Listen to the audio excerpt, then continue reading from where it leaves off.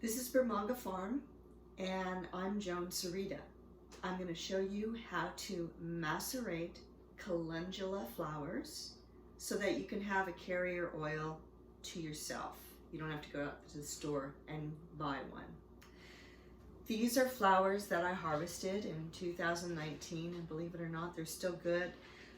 The smell is very potent in them. They're nice and dry, and I'm going to take this jar, which I've put in a dishwasher and sterilized, and I'm just going to add, I'll probably spill because it's a small mouth, but I can catch those later.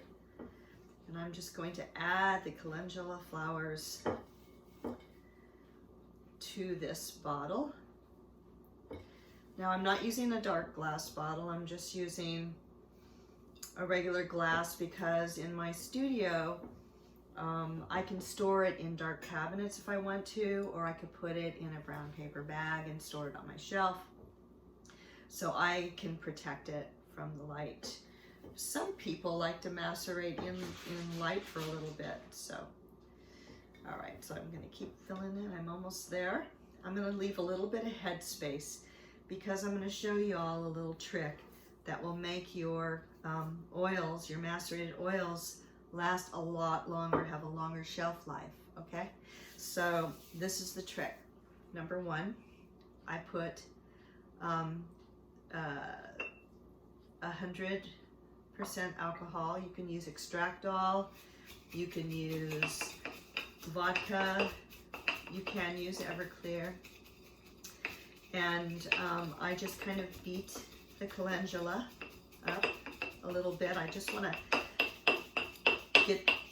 break up the flowers and just kind of get that alcohol around so that the alcohol can help extract what is needed to make a good oil. The next thing I'm going to do is I'm going to add grapeseed oil, which is really great for the skin. It's got lots of vitamin E properties. It's an antioxidant, and there's research that shows that it does cell repair on skin. And since calendula is for skin as well, I thought, you know what? I'm going to use the grapeseed oil. So my goal is to just cover the top of the calendula.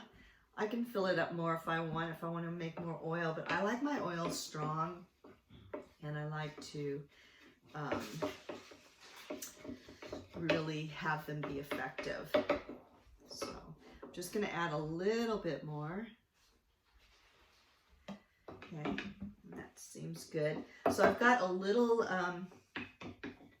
it's not all compressed together. There's enough room so that when I shake the bottle every day, I've got some good space in here. Now the other trick is I'm adding around 1 cup of coconut oil.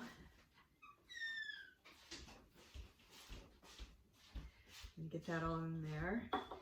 And you know, coconut oil is great for fungal issues.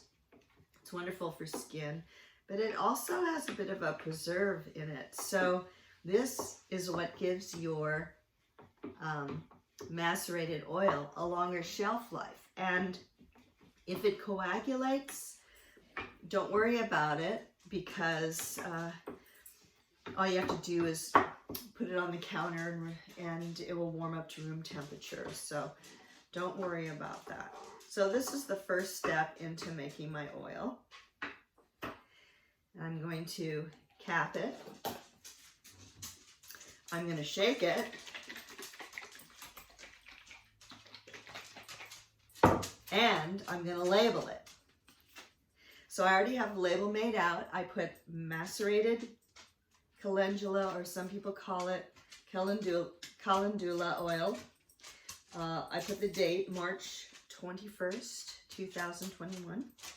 And I put grapeseed and coconut are the oils that I used. This is my little custom made label that I have. I thought I would just use it for myself and put it over this old label here. I like to recycle some of my jars as much as I can. And I've got my macerated oil. So what you're going to do next is for 6 weeks or 4 to 6 weeks, you're going to shake it every day, keep it in a dark space, shake it room temperature. Don't put it in the fridge, okay? And in 4 to 6 weeks, you're going to take a cheesecloth strainer and you're going to strain it and mush it all out, and you're going to have a beautiful oil. And some people like to strain it a few times to really get bits and pieces of the flower product out. And it's ready to go, and it's wonderful to use with your essential oils. You can use it alone. It's wonderful for animals that have skin allergies because the Calendula or Calendula oil has steroidal properties in it, or they mimic steroidal properties, which there's research on that too as well. So I hope you've enjoyed watching this little workshop as much as I've enjoyed doing it for you.